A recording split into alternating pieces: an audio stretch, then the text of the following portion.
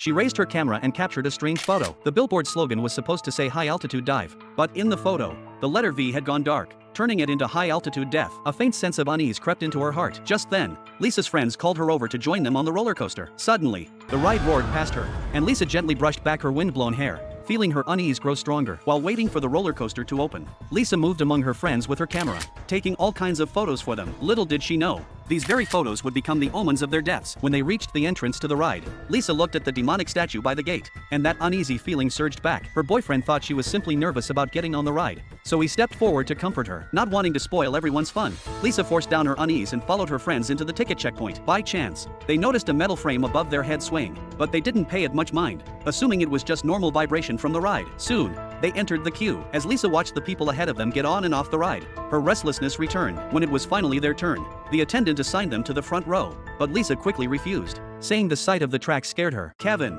who was in front, suggested his girlfriend Jenny sit in the back with Lisa, but Jenny clearly didn't want to. In the end, Kevin had no choice but to flip a coin to decide. Ironically, the result put both girls next to each other's boyfriends. As the previous riders got off nervously, it was finally Lisa's group's turn to board. But just then, a man behind them rushed forward and took Lisa's seat. Kevin was about to argue, but Lisa said it was fine for them to sit a row back. Jack, the man who took the seat, was thrilled and immediately put on a lewd expression. In fact, his real goal was to secretly film the woman in the front row. As the safety bars came down one by one, the attendant moved forward for a final check without noticing a hydraulic rod under the ride leaking fluid. Lisa wanted to take another picture before they set off, but the attendant stopped her, saying loose items were not allowed. Kevin quickly apologized and took the camera, putting it in his own pocket. Meanwhile, Jack quickly hid his camcorder in his jacket. Neither of them knew this would seal the fate of everyone on board. The attendant pressed the switch, and the coaster slowly began its climb up the steep track. Everyone's faces were filled with excitement, but what lay ahead was truly their journey to death.